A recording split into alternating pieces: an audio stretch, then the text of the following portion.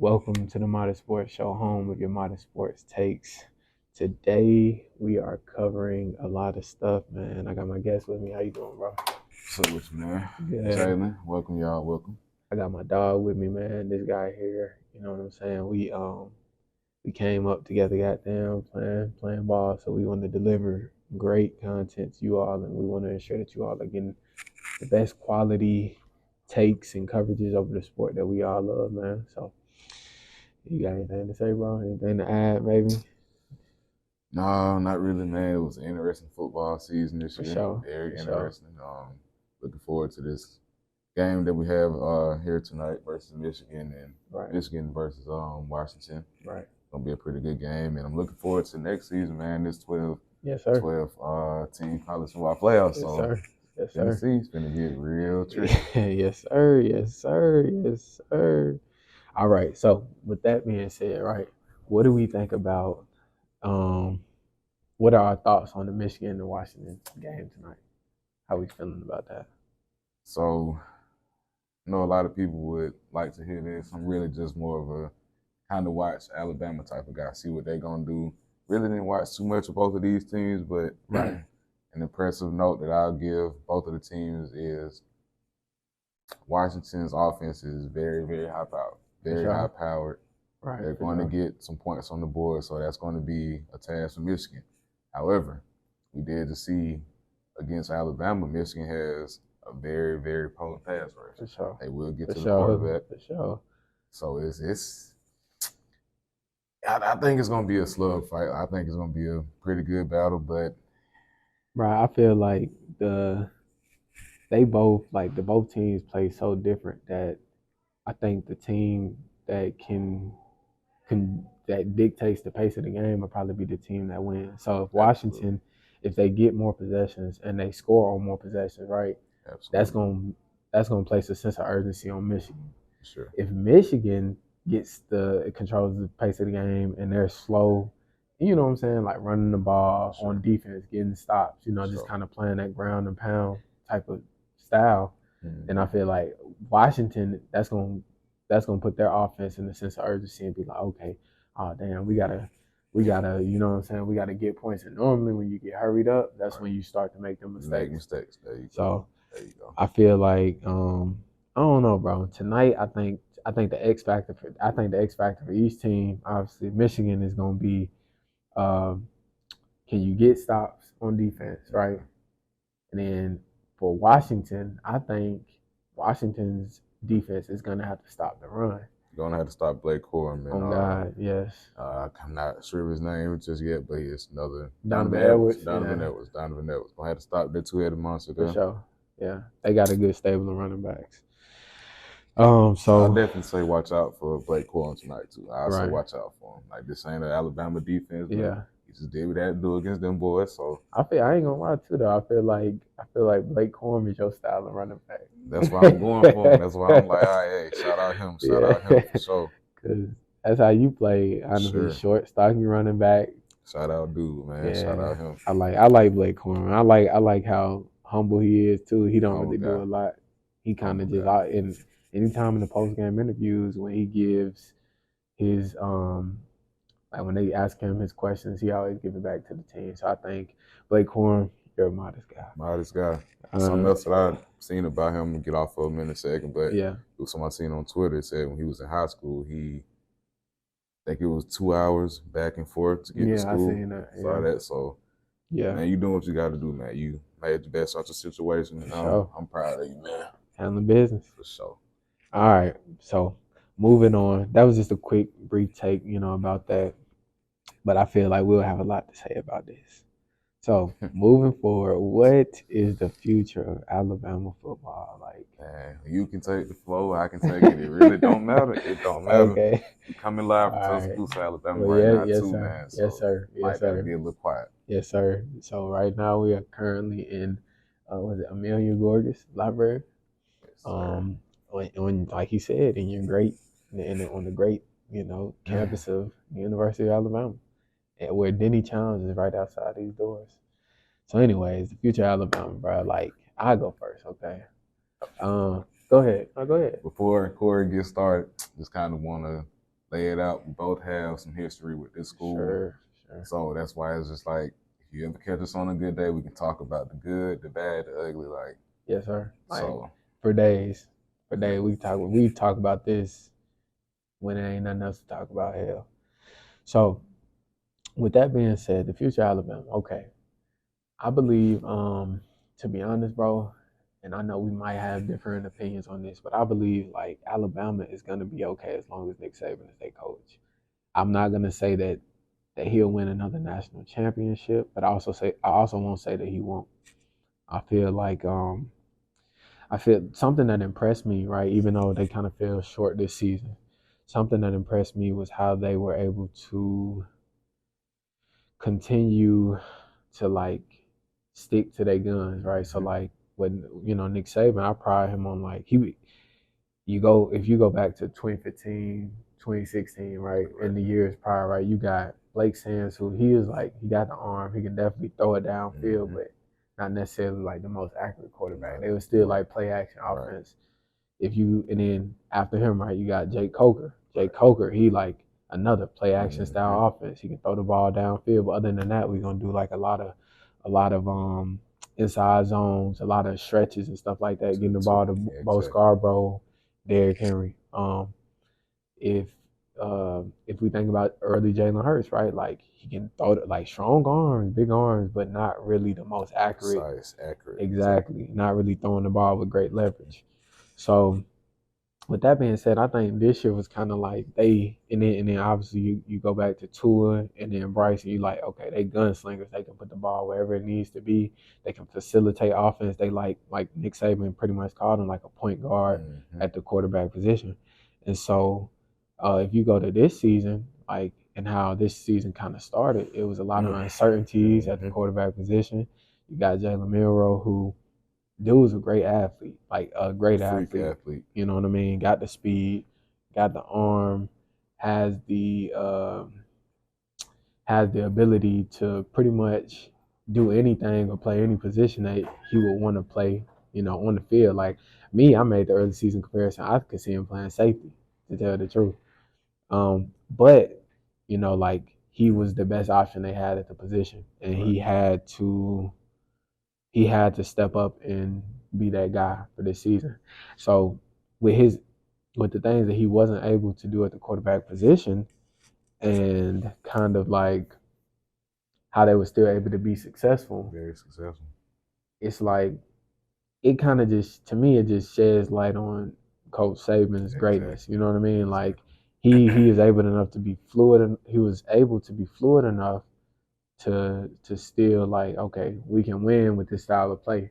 Now, how far they was gonna go and how much they was gonna win was still kind of like a question, but he made do with what he had, and I think he really shot the world in the SEC championship game against Georgia. Because a lot of people didn't really think Alabama was gonna come in there and win. No. I did. And they also still left a lot of points on the field. So. Yes, I didn't, and that's something that we laughed about because it's like, dude, here he was like, hey, Alabama's gonna win. I'm like, man, Georgia got way too much. Like they got way too much, but they went to Atlanta and they did it. So I mean, you can't knock it. And Nick Saban, man, like you just can't knock it. So I feel like as long as they get a dude, if they get a dude in there that's like gone, I'm not gonna say get a dude, but if Jalen Milroe can work on himself this offseason, work on his accuracy, work on his IQ, they'll be a dangerous team. Man, they'll be a very dangerous because that's it. It's the offense right now, like high powered, unreal stable of backs right now that they got in, man. Yeah. So let me ask you that, or to answer this question is, so to answer the question, right, that's on our prompt, the future of Alabama to me is, it's going to be okay. It's in good hands as long as Coach Saban is there. And I actually seen something, I think, like where his daughter has somebody, or his son or somebody had said something on social media, and he was pretty much like, somebody's like, oh yeah, he's finna retire, and then his child was like, I think they said like, LOL, okay, like pretty much so saying like he ain't nowhere, he not nowhere near. Y'all gotta, if you're not familiar with Nick Saban or Tuscaloosa, Alabama, man, he got avenues places for kids. Like the man is a Yeah, legend out here, so he yeah, gonna rock it out with these for boys. sure, for sure. So with that being said, right, going back to your point, so I mean, like you mentioned them being high powered, but to me that raises question in terms like Jalen Milroe, we know, okay, he good. The offensive line, I feel like it's questionable. There's so many spin-off questions and stuff you can ask Sheesh, because you yeah, seen the center. absolutely, He went absolutely. to To he went to Ohio Ohio State, State. Seth interesting choice. McLaughlin, or McLaughlin. Um, so just like what you think, bro? Like, cause they lost pieces in the wide receiver room. They They got did, Jermaine they Burton did. going to the league. You got Malik Benson transferring to Florida Mm-hmm. State. Um, what else you got? Ja'Cory Brooks going to Louisville. Louisville, that's correct. That Um, was two big losses, I'll say. Roydale Williams leaving also. So like, get into it, bro. What you think? So, man, the future of Alabama, in my eyes, is as of right now, man. It's you can't go against Nick Saban. You can't. But I'll be completely honest. In my opinion, it's a little shaky right now. Right. It's a tad bit shaky because I didn't see it becoming this much of a problem when this was brought into the college football world. But the NIL, man, Yeah. the NIL and the transfer portal. We've seen Alabama can win the offseason with the transfer portal because of guys like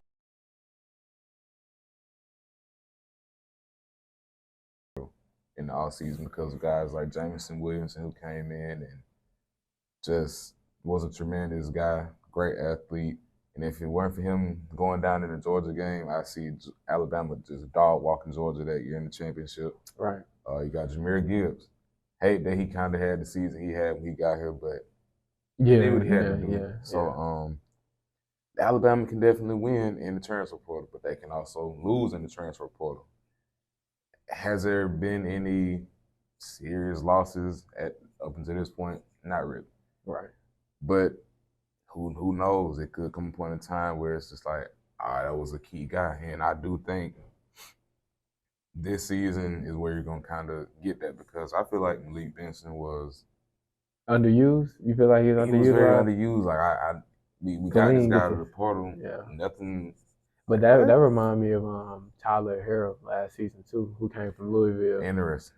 Yeah. But I'll say this about Mr. Harrell. They said that he was battling a couple of injuries when he True. got here, so it was Yeah. kind of that was going on, and yeah, you know, it was. Alabama's gonna be okay. Everything is gonna be all right. This is Nick Saban. We're talking about these guys when they get here. They're taught about how Alabama is. This is a dynasty. Like we don't come to play, and if you ain't gonna get right, you're not gonna play. Like you're not gonna play at all. And that's when you see guys get out here, hit the transfer portal. But all in all, man, I think the future will be okay. But long-term Bama fans, I would say don't get out of the mindset of national championship or bust because we're starting to see now that hey man, other guys are getting good, other guys are getting great players out of the portal. Yeah, for sure. It's an even playing field now, so it can't be national championship or bust. Get back to all right, maybe a bowl game, maybe a 3-loss season. I know that hurts to hear. It does. It really hurts to hear, but you gotta, Alabama's gonna be all right though, man. Needless to say. I mean, all right, and you brought up some good points too. So like, we got a few names here in terms of interesting transfer portal movement, and then I think with each one of these names we pull out this hat right now. Now, I'm gonna just say this: I think with each one of these names that we pull out this hat, each situation is kind of interesting, right? So, very. let's just skim through it and then kind of just juggle our thoughts on each one. So, like, first off, what are your thoughts on Quinshawn Juggins from Ole Miss running back entering the portal? Like, what's your thoughts on that? I was interested when I saw that he entered the portal, but no, he's a Bama guy, so I'm gonna go for the Bama guys all the time, man. Hard running back. I feel like at Ole Miss, he did numbers at Ole Miss, but it was kind of it was slow. Like it was just like, all right, he had a good season, but it was a very modest season. Like, all right, maybe 1,000-yard rushing season, but it was plenty of games where it's 20 carries and Mm-hmm. 105 yards, no touchdown. Like it was plenty of Okay. those type of All games. right. So to intercede real quick as a running back, is that not like you not really satisfied with numbers like that? You would be satisfied with it, but when you really, in my opinion, playing the position, when you sit down and think about it, that's more of a NFL type of stat, like Okay. Yeah. especially the I yardage. can see Now the that. carries, you probably won't be getting 25 carries in the league unless you that dude that running back. You probably Yeah. won't be getting 25 Unless carries you a pop. Derrick Henry.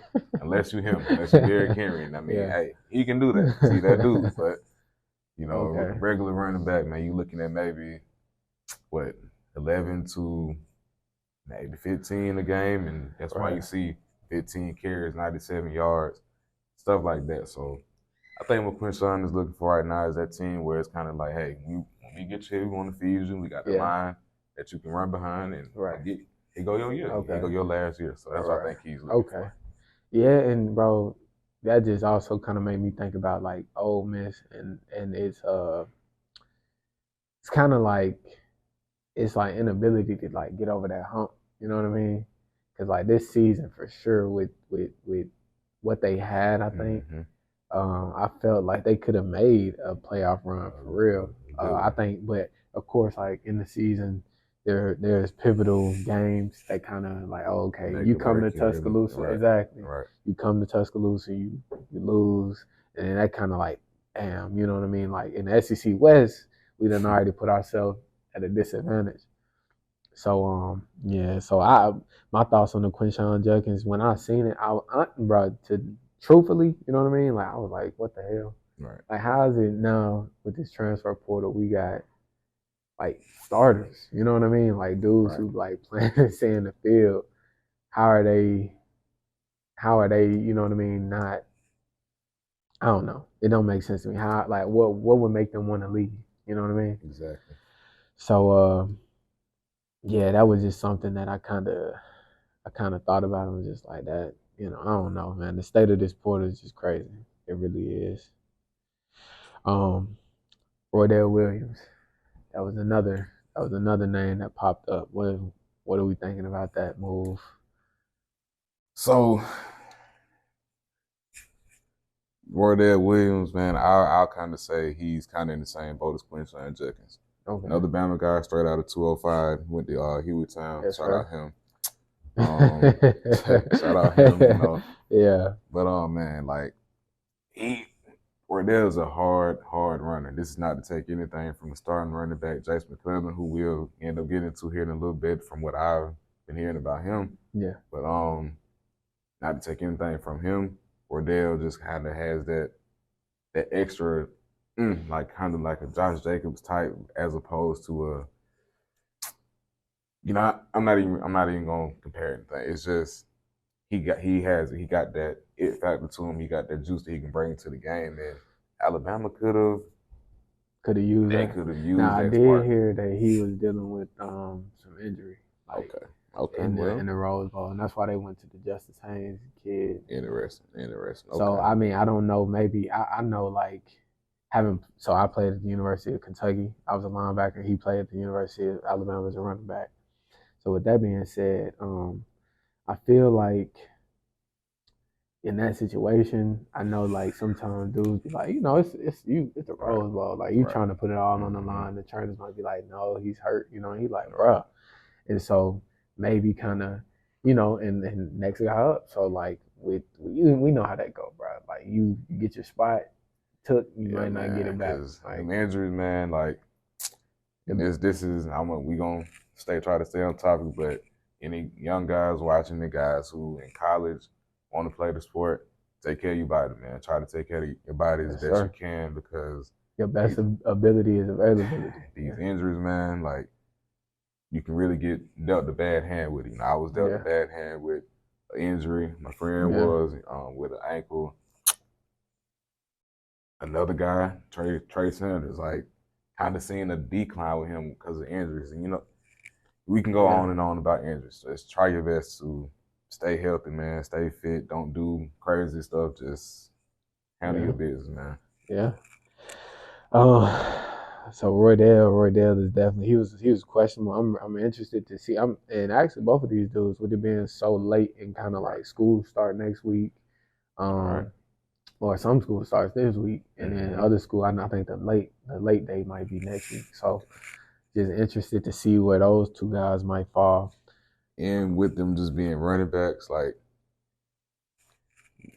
haven't really seen a running back go from top tier to another top tier. Now I have seen you got Jahmyr Gibbs, Georgia Tech, Alabama. Yeah. Come on now, no brainer. That's a big jump. Yeah. But you got guys like Keelan Robinson. We thought it was a big jump, Alabama to Texas. Yeah. If you go look at his kind stats, of fell off. Yeah. Nothing. Yeah. So, and to be honest, I think he had some type of hand injury. I seen he was wearing a cast, and he was really only playing special teams. In the Washington I did see game. that. I did see that. That you make a good point because I ain't never thought about it like that. Absolutely. Yeah, that's kind of crazy. So Jerome Ford, he was a guy at Alabama, at Cincinnati. Yeah. Shoot, you're right, bro. That's actually a great point. So I mean, like, where do you think then, with those having like question marks beside their name, where you think they could fall? Like, what's the potential? Where could you see them fitting in at another program? If both of these guys are going off of what I think they're going off of, and they want the best opportunity they're having to just stand out season. Yeah. If I'm Roydell, I'm maybe, sticking to the roots, maybe seeing what a UAB has to offer. Really? What a UAB has to offer. Okay. Troy. Okay. If you want to stay, if you kind of want to stay, where you just came from, I could see Roydell going to Oregon and doing pretty good. Bro, that's crazy you say that because I literally was thinking, because you got Bucky Irvin at Oregon. I can see him He's going leaving. to one of those. So and then actually they backup running back is leaving. I can't. Let me think. Let me find that dude name. He's leaving also. Bucky Irvin. Bucky Irvin's running back. Let me see. Wow, my friend does that. Just gonna give you a couple stats for Roydell this past season. Just kind of let you guys know what he put down this season.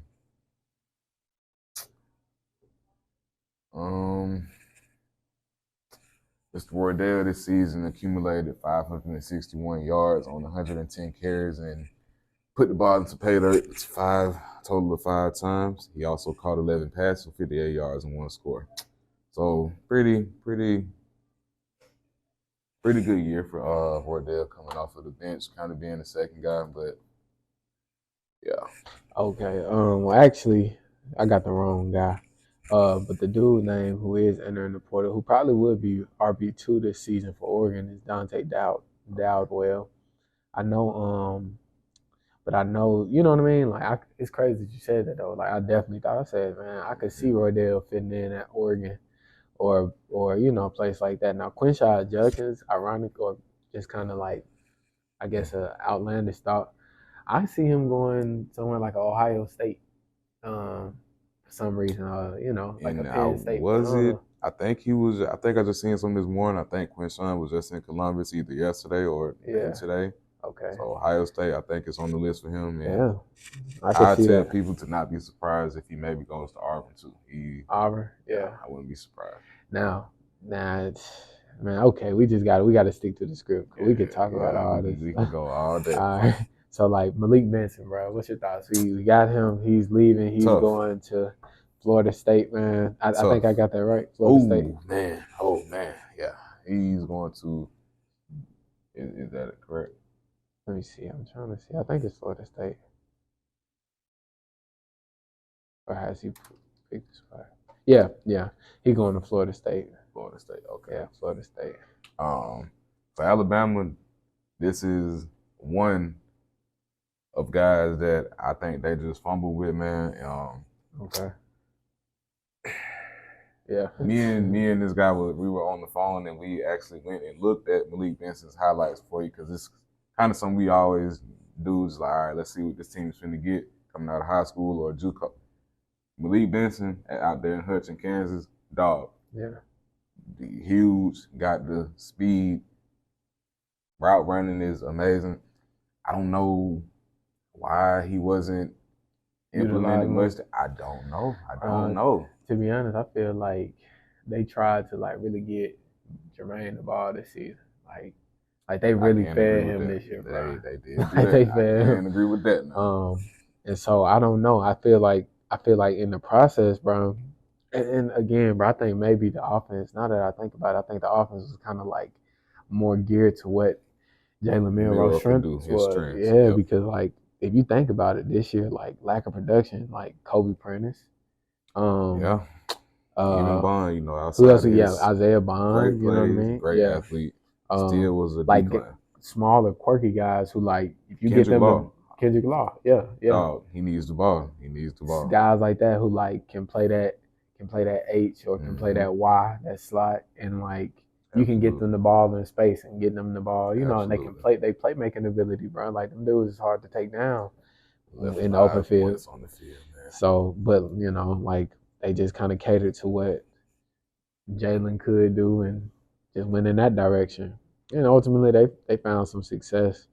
Now this, so Malik Benson, I think we agree, like he was underutilized. Underutilized for sure. And we're gonna see what Florida State do with him. They revamping their roster right now. He's going to Florida State. I say everybody look out for a Keon Coleman type of year. Okay. That's what I say.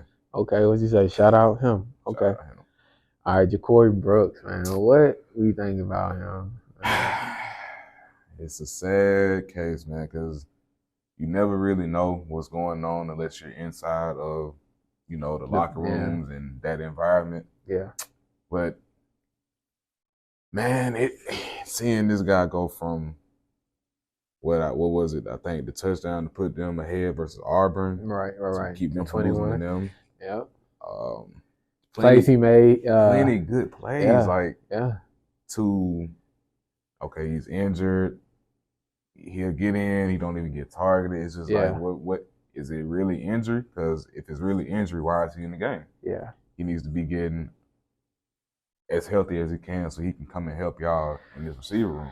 And that made me think about something too, bro. Like, if you think about those Alabama years, from let's just say like from Calvin Ridley up until I say Jalen Waddle. You know what I mean? Like I think he was kind of like the last of that. Yeah. Am I wrong? Am I thinking Jalen Waddle, Devontae Smith-ish? I'm just kind of thinking like that last stable of receivers that was at Alabama. Like who was maybe that last person in that room? Because I think Waddle was the young. He was the Waddle, young dude. Man, that's it. Like Waddle in there. After Waddle, for sure. Mr. Trayshawn Holden. Isaiah Bond came and everybody was like, all right, this maybe will be the spark that we can get because it wasn't Jermaine. Yeah. Nor was it Trayshawn. So okay, all right, cool. Yeah. So I say that to say, I really lost my point. I can't even lie. Dang, I lost where I was going with that. Oh man. Oh, pretty much like the politics of it, like the politics of this. So like. All right, you got Kory Brooks. He came in, or no. I know exactly what I was going to say. So the wide receiver room at Alabama has been very like volatile. You know what I mean? Yeah. Like if we go look at them, Calvin Ridley, how you have Jerry Jeudy, Devontae Smith, Jalen Waddle, Henry Ruggs, yes, you know what I'm saying? There was some consistency and there was like a stability in that room, right? Yeah. Yep. Now if you look at where Alabama is, it's like this guy might show up this game. This guy might do this. Like no one has a role. You know what I mean? Like if we go back and look at that Alabama of the past, like everybody had a role. Like like Devontae Smith, possession receiver, he's gonna catch everything he comes to. Jerry Jeudy, get him the ball in the open space. He's a route runner. Mean one too. Jalen Waddle, electric. Like send him the ball. He gonna outrun you. Get him on special teams. Henry Ruggs. He got a little some of it all, crazy athleticism. He like all in one package. So I only say that to say I feel like that right now, Alabama, that's like kind of what they missing, like Mm-hmm. that stability in their wide receiver room. You got, it's just not the same feel. Right. And so, anyways, but to get back to the point about Kory Brooks, like you said early, like he was kind of like, that moment that came in that 2021 Iron Bowl where he made the big catch. Absolutely. Like he is kind of like, hey, like he could be that guy. He could be that dude. He could be next up in this lineage of receivers at Alabama. But the injuries kind of plagued him, and then he wasn't able to, kind of just. It seemed like since then or since last season, kind of get the feel of it. I want to say he even made some big plays in that Texas game last year. Yes, I want to say he did. Yeah. So, and then with guys leaving like the Trayshawn Holdens of the world, just kind of adding to the volatility and the instability of that room. So Kory Brooks, I wish him the best of luck at Louisville. Absolutely. He landed at Louisville. It's gonna be. I think Louisville is, bro, with the pieces that they've added this season or in this off season and kind of the season that, bro, they went what 10 and hold up. They had like a good year, and I know they lost some games. I don't think it was anything over 4 losses. Yeah. Oh no. They had a season that's like, okay, if they win a couple games here, a couple games, bro, yeah, they finished second in ACC. Oh yeah. So like I just say, be on the lookout. They went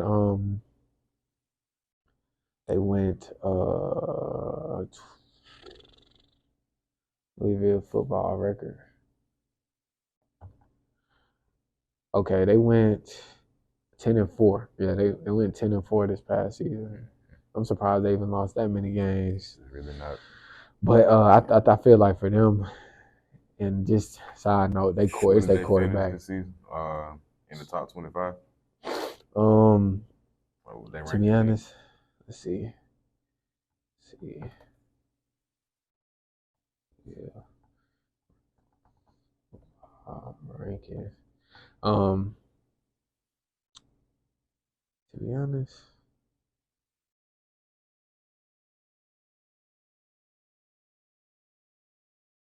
they finished 16th. And yeah.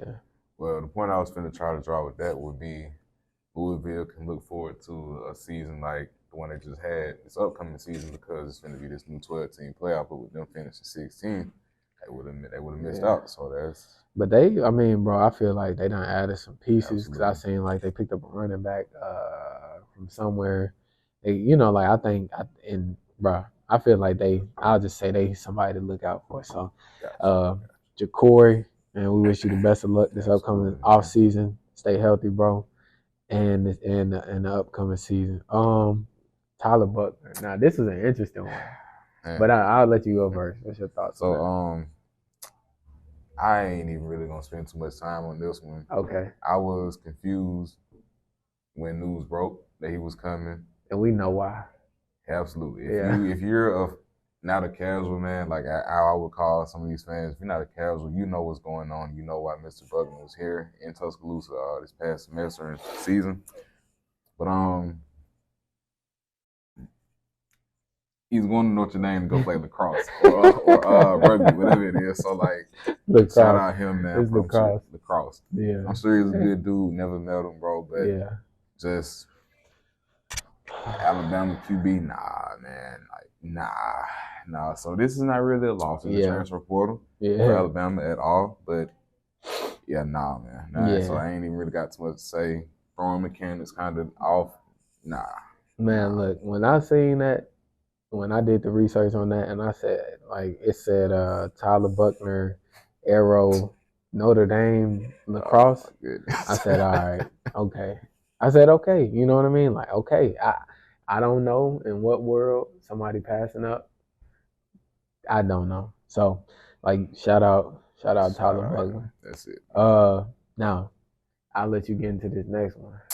So, the next topic we have, man, is there been some rumors going on through Twitter with Jason McClellan. Now, it started with I was just on Twitter and I like a lot of Alabama football content, so that kind of shows up on my For You page a lot.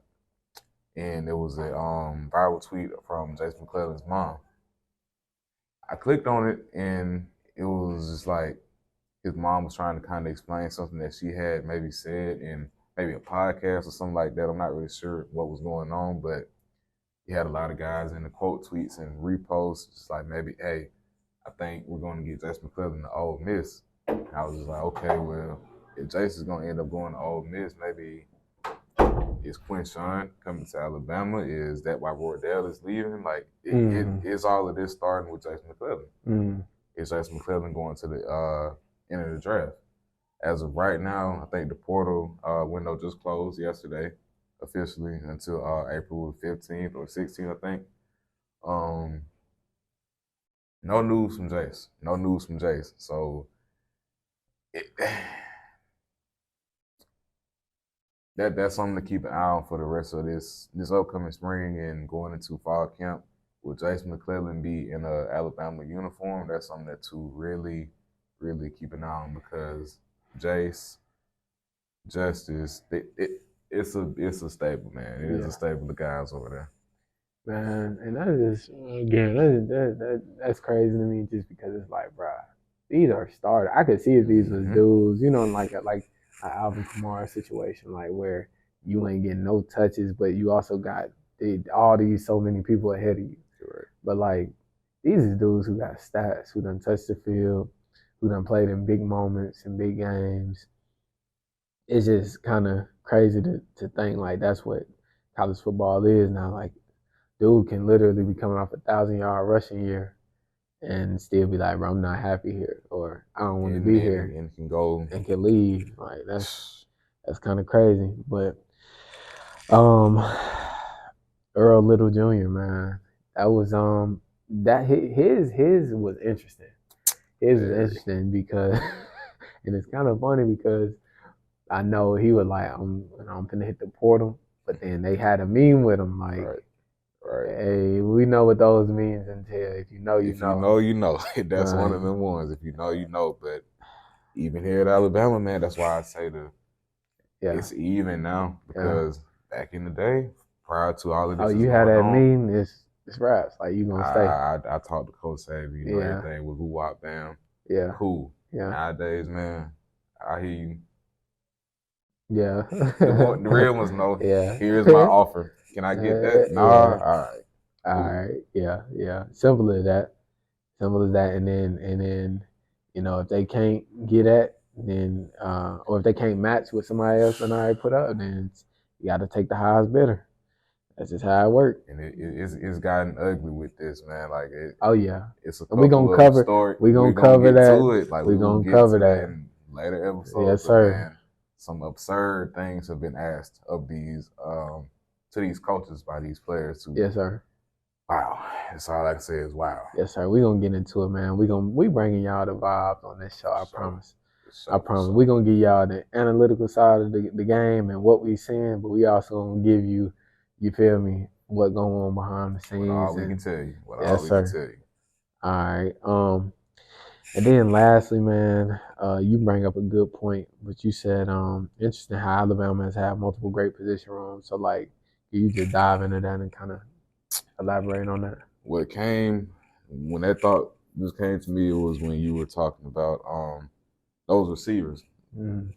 It's always a reload. Like this guy to this guy to this guy. And I was like, man, hold on, wait a minute, because the guys you naming, when you said everyone has a role. Yeah. Okay. It was a point in time where there was Devontae, right, Jerry Jeudy, Jalen Waddle, right, Henry Ruggs. Right. That's movie-esque type, like that. That's Hall of Fame. That's crazy. That's crazy. Yeah. Them Heisman winners for real. Derrick Henry, Bo Scarborough, yeah, Damian Harris, yeah, Mac Jones, Jalen Hurts, Josh Jacobs, Tua Tagovailoa, Bryce Young. Yeah. Man, it's Alabama, man. Like, you can hate them or love them. This is a rich in tradition school, man. Number love for Alabama, man. Number love for that team there, man. We got a lot of respect for Coach Saban. Love him. A lot of respect, and you know, to be honest, even though we might give takes on this show, bro, We want to see everybody win. Everybody. We want to see everybody have the opportunity to progress in this game, man. But No all we ill doing is intent at all, man. all we doing is covering it and giving our thoughts on it, bro. So, bro, to be honest, I think this was a good first episode. Yes, sir, man. Yes, sir. Hey, man, we We look gonna forward. keep rocking out, Yeah. man. We gonna build this. We got the content. We Oh, do for the sure. work. We sit Oh, for back sure. and we Yeah. we do this, man. Like this ain't nothing. We do this. We've been having these talks prior to bringing it to y'all, man. So Yes, sir. now we just finna let everybody in on it, you know, and let's try to change this game, man. Like all these casual fans, let's try to. We gonna really get into really it. know it. Let's really talk about it. So without further ado, man, it's the first episode of the Modest Sports Show, home of your Modest Sports take. We'll be dropping an episode probably once or twice a week, and just tap in with us, like, comment, subscribe, share, and any suggestions on any topics moving forward, drop them in the comments. So y'all have a good one.